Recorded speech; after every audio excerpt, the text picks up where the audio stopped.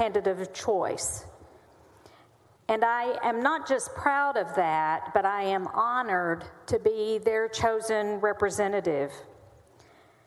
From the beginning of this process, the voice of the people I represent has been excluded from consideration. The predecessor to this bill, Senate Bill 7, was one that was ultimately crafted by people outside of this body, behind closed doors, and without the input of organizations such as MALDEF, the ACLU, Americans with Disabilities, and the NAACP, just to name a few of the organizations that represent our citizens of color, our disabled citizens, and even our disabled veterans. Today, Senate Bill 1 seeks to continue the exclusion of that very input from our disenfranchised segments of the population. During SB 1's public testimony, legal experts and advocates such as LULAC, NAACP, MALDEF, representing the rights of our minority and disabled population, warned of the dire consequences of Senate Bill 1. Members, these are not partisan groups.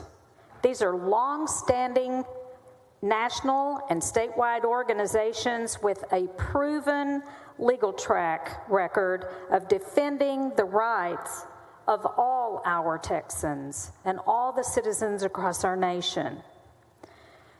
I am one that truly wishes that an impact study had been conducted on this bill. And in fact, an amendment was offered by Senator West that would have done exactly that. Without the impact study, I am gravely concerned about the voting rights of our minority voters, our senior citizens, the disabled population in Texas, and of our first-time new voters.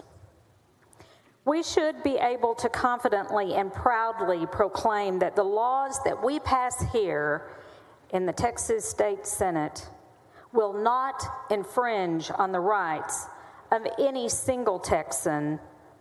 But today, without that impact study, we cannot boast of that. In 2020, Texas ranks as 50th in ease of voting. We are literally the hardest state in the nation in which to exercise our precious right to vote. And this bill will add more confusion and more fear to the democratic process. And that study was conducted by multiple universities. So today, I will be respectfully voting against Senate Bill 1, and I will continue my work to pass policies that not only uphold election integrity, which is so vitally important, but will also guarantee that minorities and disabled Texans, our disabled veterans, have equal access to the franchise as well. Thank you, members, for your time to express my opinion today. Thank you, Mr. President. Thank you, Senator. Senator Miles, what purpose? Thank you, Mr. President. Questions and speak against the bill. We'll do the questions, and then at the finish you can speak against the bill. I thought the questions had passed, but we can do both here if you'd like. A couple of questions, Mr. President. Thank you. Of course, I'll yield for questions. Senator Hughes, good afternoon. The number 5 must be your lucky number, because here we are, the 5th time, getting ready to vote on SB 1. Give you a little advice. You might want to go support the Texas economy and pick you some lucky numbers ending in 5 with the lottery today. Okay. All right, thanks. But As we get closer to this bill, unfortunately, becoming a law in the state of Texas, I just kind of want to make some things clear for the people back home watching, because I think it's important that they understand what took place in the last 24 hours. You know, we can't go home anymore without people asking us about the voter integrity bill, their voting rights, what's going to happen with our elections, are we going to be safe? All those kind of questions have been asked over the last 3 or 4 months now. So, as we get close to voting on this bill, I just want to clarify something for them back home, and I've got a couple of notes here from people back home on my phone I'd like to address. But this bill came from the House with an amendment that addressed a situation where people with criminal records who accidentally voted, like Crystal Mason and my good friend Herbert Rogers, and when it got over here to the Senate, it was stripped off. Is that correct? It was taken off in conference. Yes, sir, that's right. That's correct. Can you explain in clear language and plain Queen's English to the people back home? Not, you know, we're inside ballpark players, and I'm happy to be here with you all, serving with all of you. But can you explain, since you're the author of the bill and you led the stripping of the amendment, in plain Queen's English, why the bill was stripped? Well, why the amendment was stripped, I'm sorry. Sure. The House and Senate, the majority of the House and Senate conferees agreed to remove that language, to be clear, and the House adopted that conference committee report a few hours ago with that amendment removed. But as for the reason, no, and it's a fair question, thank you for asking. After the amendment was added, a lot of folks inside the building and outside the building expressed concern that that language would have unintended consequences. And so that's why people took a look at it and decided it was better to remove that language and move forward with the rest of the bill. And I heard you state that earlier, that staff and people inside the building and people outside of the building, yes, sir, came and expressed their concern. Yes, sir. Can you just name a couple of people outside of the building that you gave an example of? We got email. A couple, or was there any organizations or these individuals? We got emails and phone calls from a lot of folks, some staff members from the Senate and the House who were watching the amendments, flagged it. Some members of the legislature the next morning, when they saw it, they asked questions about it. So I don't have all the list with me, but a lot of folks said this language goes further than maybe y'all intended for it to go. And that's where the concern came from. Senator Betancourt, as a former elections administrator who's dealt with this, he saw the language. He was concerned about it. That's one, if you're asking about members of the body who expressed concern. But there was no organizations, no groups, no formal NAACP, LULAC, or any formal organizations reached out to you? They were all individuals, is that correct? Yes, I don't believe there was any formal organizations. Because you said there were groups of, you said groups was one of the statement that you used. I'm sorry, So I believe you, if that's what I said, a lot of different people we heard from. I don't remember who all they were. And I know that you know, but people back home, they don't understand that Ledge Council wrote this amendment. Our Ledge Council, is that correct? I believe the amendment had been offered, to answer your question, I believe Representative Busey had offered the amendment in the regular session, and then it got taken off, and then it was put back on. But yes, sir, I think the drafting was done by Legislative Council, if that's your question. I believe that's right. Question. Those lawyers who write it up for us. Yes, sir. Yeah. And let me tell you how I know and how I'm sure that Ledge Council, because they drafted the identical legislation from my office last session, special session, after you and I talked about the Purvis Rogers situation. Okay. It was exact legislation. And that's why I know it came from Ledge Council. Okay? And they addressed any constitutional concerns. And furthermore, I'm not a lawyer, Senator Hughes. I'm not a lawyer, Senator Huffman. But I always thought that intent was part of the criminal process when you go to court, that a person had to show intent. A prosecutor had to show intent. When somebody was charged with something, they had to show the intent. Am I correct? And I'm not a lawyer. I believe that's right. Is that correct? That's right, yes, sir. And if I'm not mistaken, as I heard the House members going back and forth, the issue was about how were they going to improve intent, Senator West. Am I correct on that? I believe that's a big part of the discussion. I think that's right. But don't we have a bunch of criminal laws on the books already where they have to prove intent? Yes, sir, we do. Why didn't we do it with this particular? Why aren't we doing it with this particular bill? I don't quite understand. Could you help me explain that to the people back home? Sure. The amendment number 58, would have treated this law different from other criminal statutes. By removing that amendment, this law is like other statutes. As Senator West and I discussed, if I break into his house and I steal from him, all they have to prove is that I entered without consent and took his property. They don't have to prove that I knew that was a violation of the penal code. And so that's the point. And so that's current law on illegal voting. The amendment would have made it more difficult and required even more proof to convict the crime. And that's what the concern that came up after the amendment got on. The burden and would have been higher with this particular, the way it was written in this particular bill? Is that what you're saying? With the amendment that went on, yes, sir. And let me be clear, the amendment didn't affect what was in the bill. The amendment affected current law. It changed the standard for prosecuting these cases under current law. To be clear, the amendment didn't do anything about Senate Bill 1. It was about current law for prosecuting illegal voting. And that was part of the concern as well.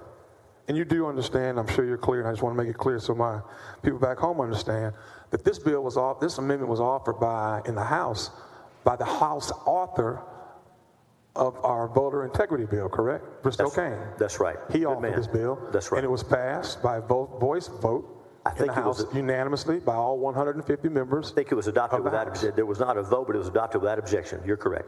Voice vote, which well, meant it was any objection. No. They gaveled it in 150 right. unanimously. Is that correct? Both for Republican and Democrats. Yeah, I don't think anybody spoke against it. Nobody spoke against it.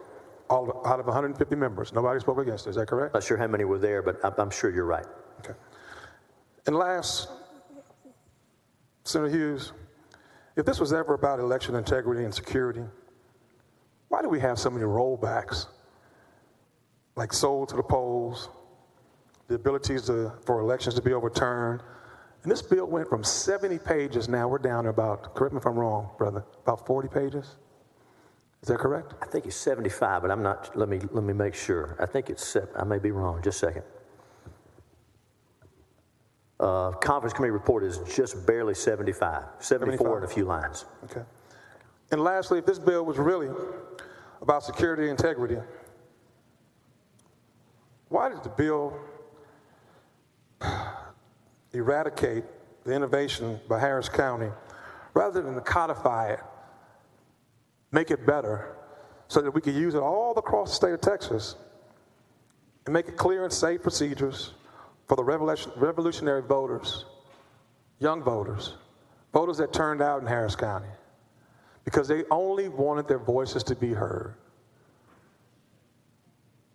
If we were really trying to allow people to vote, it seems to me that we would have eradicated, instead of eradicating this procedure, all the things that happened, we'd have codified them and made it better for the entire state of Texas, instead of pointing the finger at Harris County that you've done something wrong, because nothing was done wrong.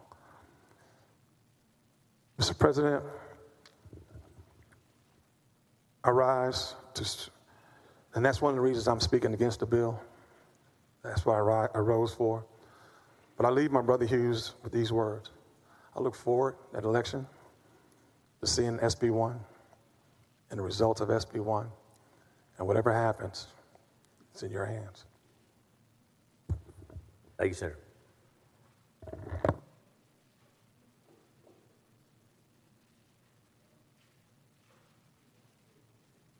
Senator West, what purpose?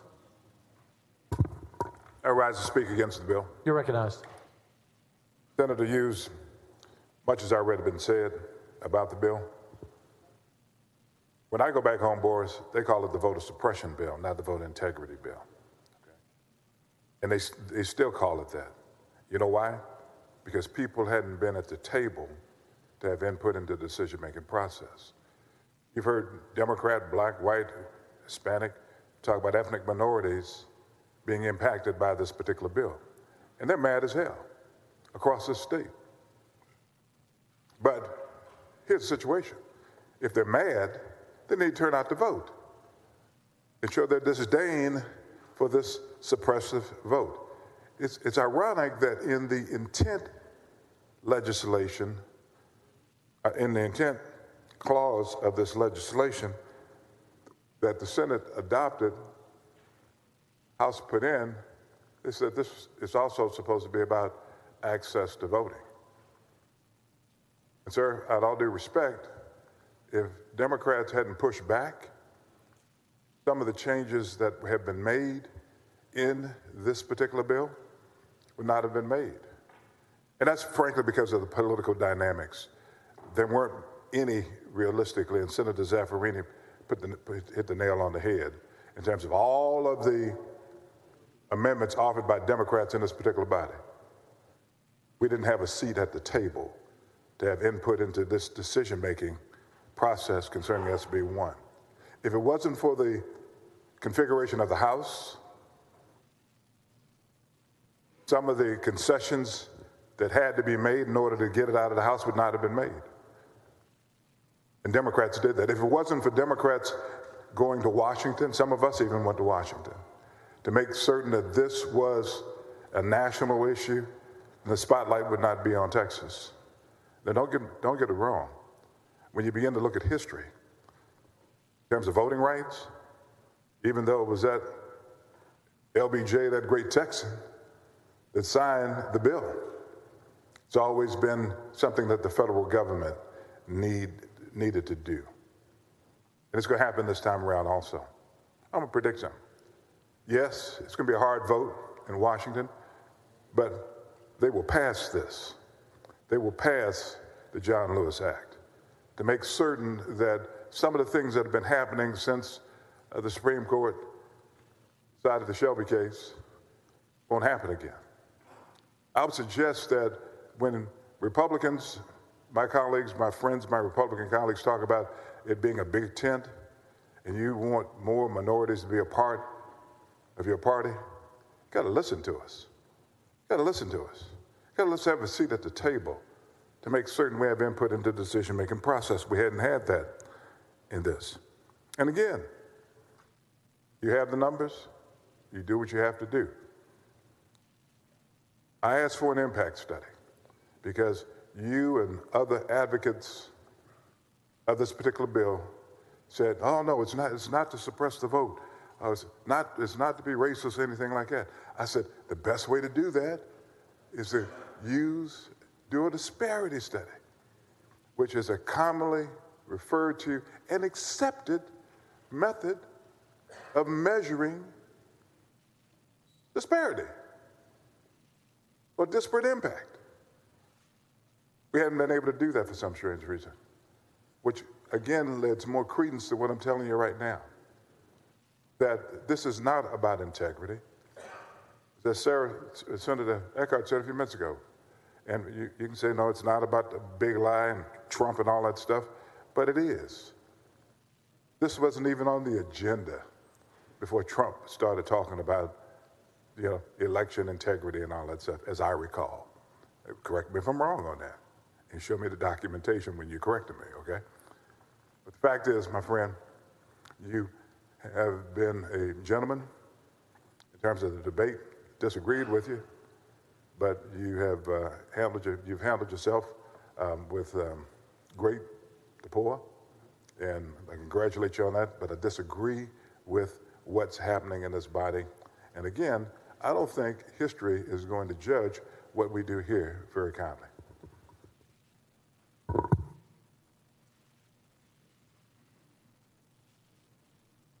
Senator Lucio, what purpose?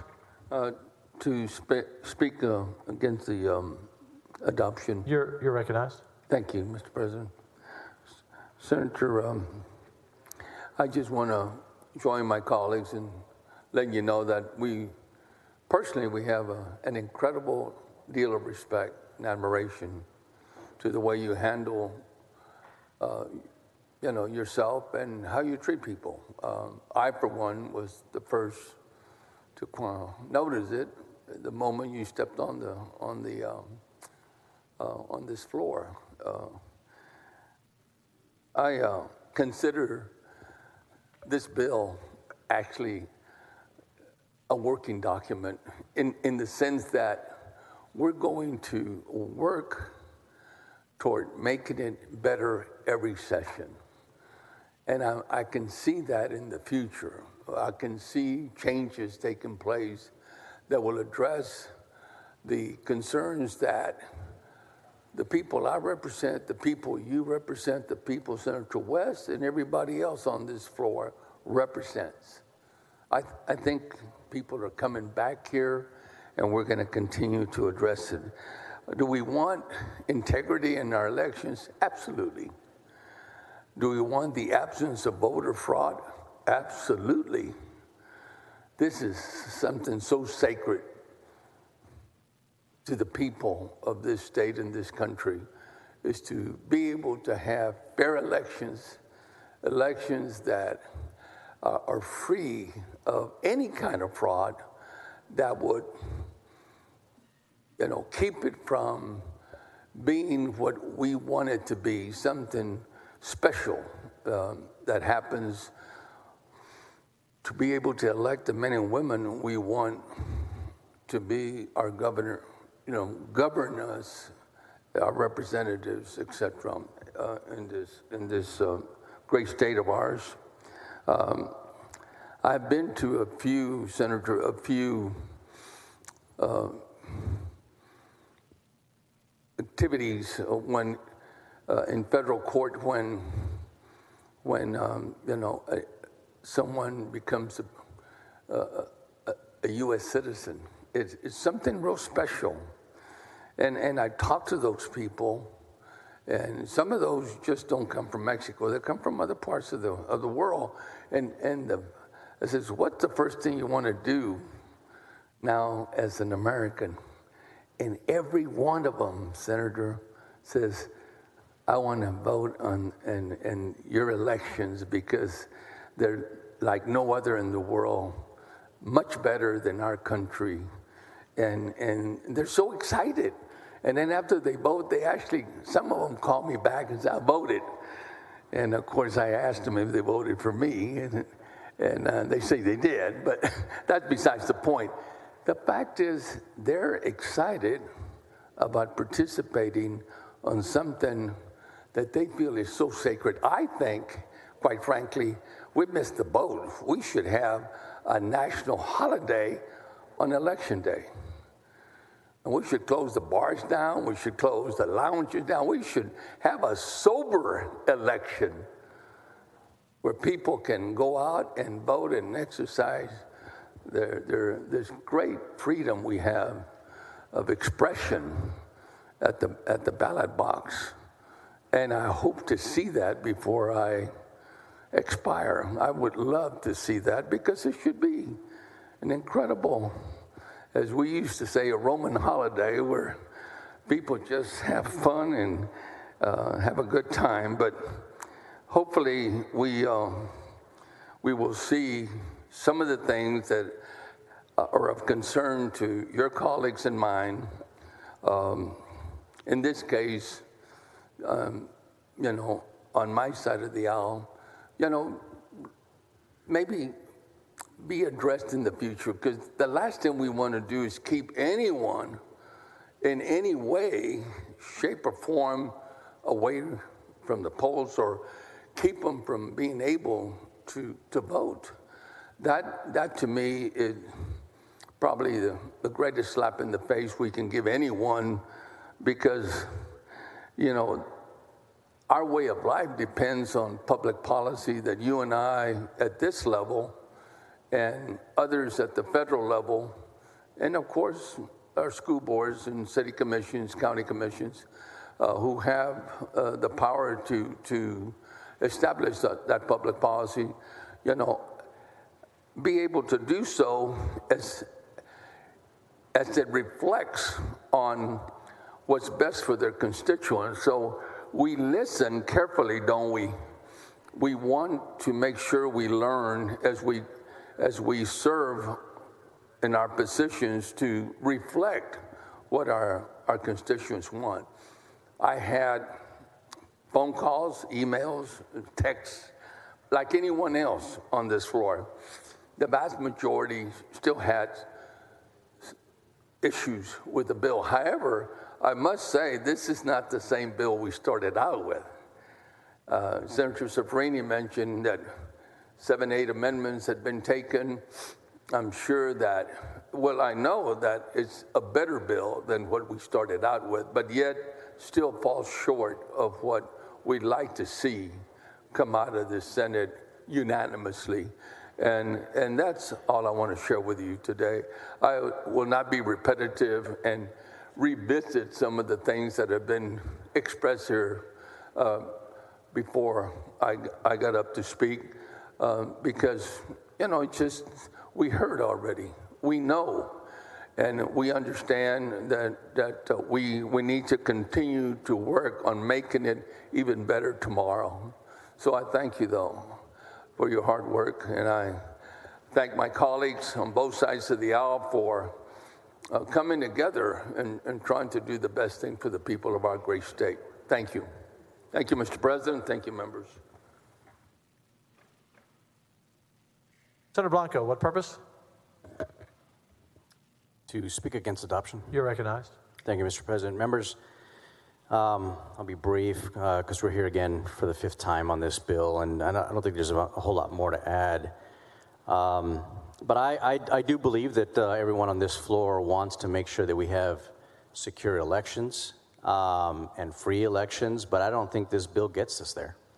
And I worry that this bill is going to take our state down a very dangerous, slippery slope.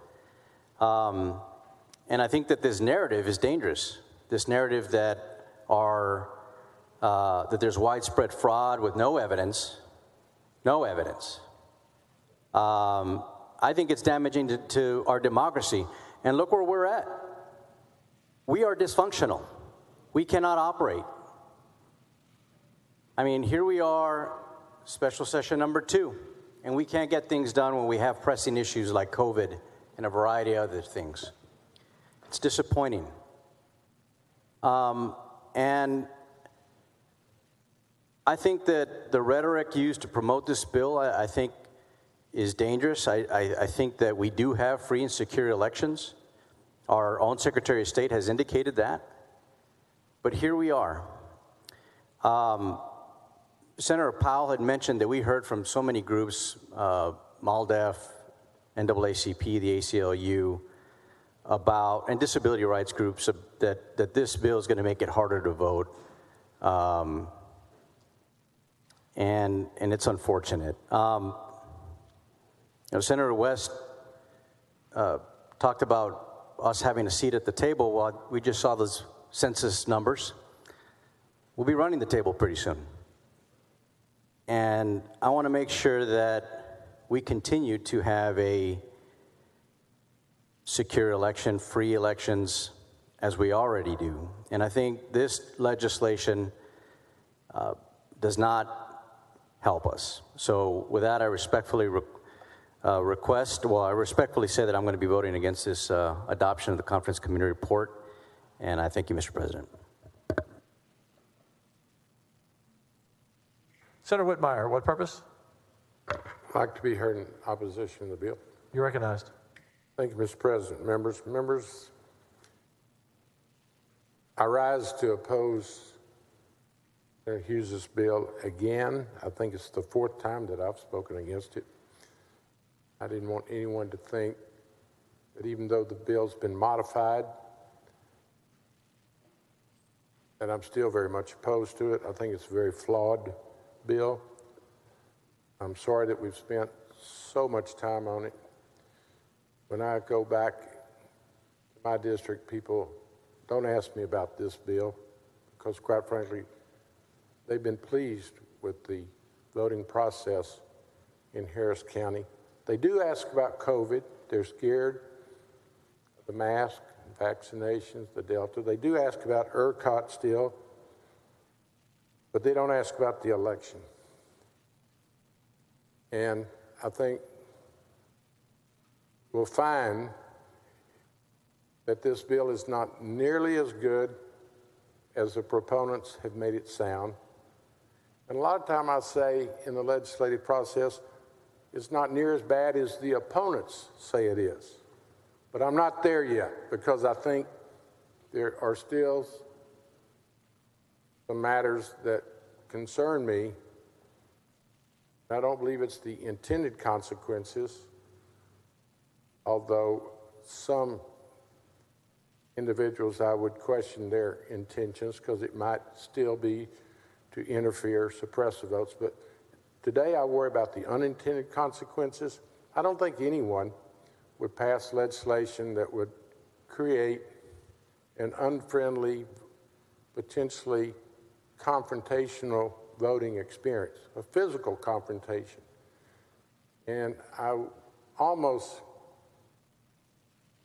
made a small wager with a colleague earlier today that be back down here dealing with the poll watcher issue, even though it's been changed. Thank the Lord that it's not allowing poll watchers to videotape voters like the original version did. But I do believe that coming out of the primary, in a very emotional Democrat and even Republican primary, there's going to be interference, and people are going to say, what were y'all thinking when you allowed a poll watcher to get that involved? I will speak out for Harris County. Our election administrators had COVID social distancing in mind when they did the 24-hour voting, the drive-through. I understand the election code didn't authorize it, but it didn't prohibit it either. And I think we're going to look back someday, 10, 20 years from now, and wonder, what was the problem? Because I think we'll see as we move into further using electronics and other means of the voting process, we'll wonder why people were bothered about someone being able to vote at the end of their shift, even if it's at 11 o'clock. So let me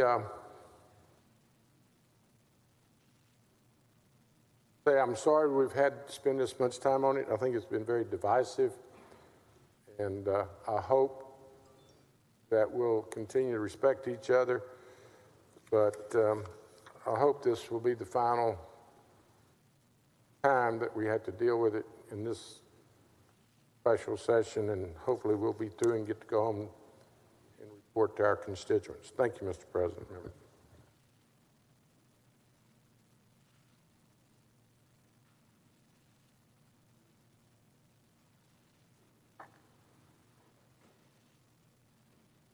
Senator Hinojosa, what purpose? Just for a few comments on Senate Bill 1. Yes, sir. You're recognized. Thank you. You know, Mr. President and members, I think this is the fourth time also that we have debated this bill here on the Senate floor. I really don't have much to add to what's already been said by other members for and against Senate Bill 1. But I do like to make an observation, and that is, to me, democracy has a very solid foundation, and that is the right to vote. But as I think about Senate Bill 1, I look at the history of this great nation of ours, where throughout the history there have been attempts to suppress and restrict the voting rights of certain members, certain group of Americans. And if you look at history, as what's happened with the civil rights movement, if you look at what had happened back when women, Senator Hoffman, could not vote. Women could not vote because they were not equal to men. And they were not allowed to vote. And again, the poll tax. And I could go on and on and on and on. But as we look at the census here in the state of Texas, where Hispanics are pretty much 39+%, equal to the population of non-Hispanics, white Americans at 49+%. And then talk about Asians and African Americans. But my point is this. Seems that every time that there's a group of Americans that don't fit the definition or the look of what an American should be, it's another push by those in power, Republicans and Democrats, to place restrictions on those groups on the right to vote. And I see that happening here with this bill again and again. And I do not believe that anybody should commit fraud. I do believe that we ought to protect the integrity of our elections. And this past election, obviously, for president was a very highly contested race. And President Trump lost. And we started with this, what I really consider a lie, about how the election was stolen, and finding ways to, again, suppress the vote. And you look, we have faith in our courts, in our federal court system, where there were 60 lawsuits filed challenging election results, and none of them succeeded. Some went up all the way to the United States Supreme Court. And to me,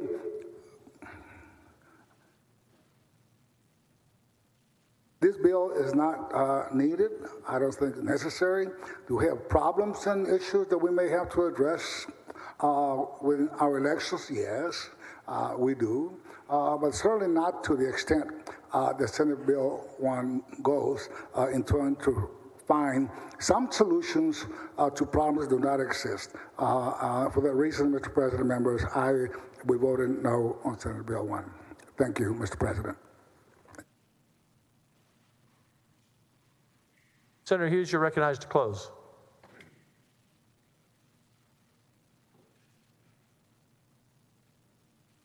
Mr. President, thank you, members. Talked about voters, about people who are powerless, people who need us to speak for them, to stand for them. How about Angie Cavazos? Sworn testimony given in court, in open court, in Hidalgo County. Ms. Cavazos, a newer voter, not familiar with the process, here's what she says happened to her. I'm going to quote her words, describing what she experienced. And then I go to the polling place, and Marcella goes up. I go to the polls, and Marcella comes up behind me. I had the intention of, well, she was going to assist me how to do those things because I didn't understand that machine. So she started punching in the machine. I don't even remember the language in the poll.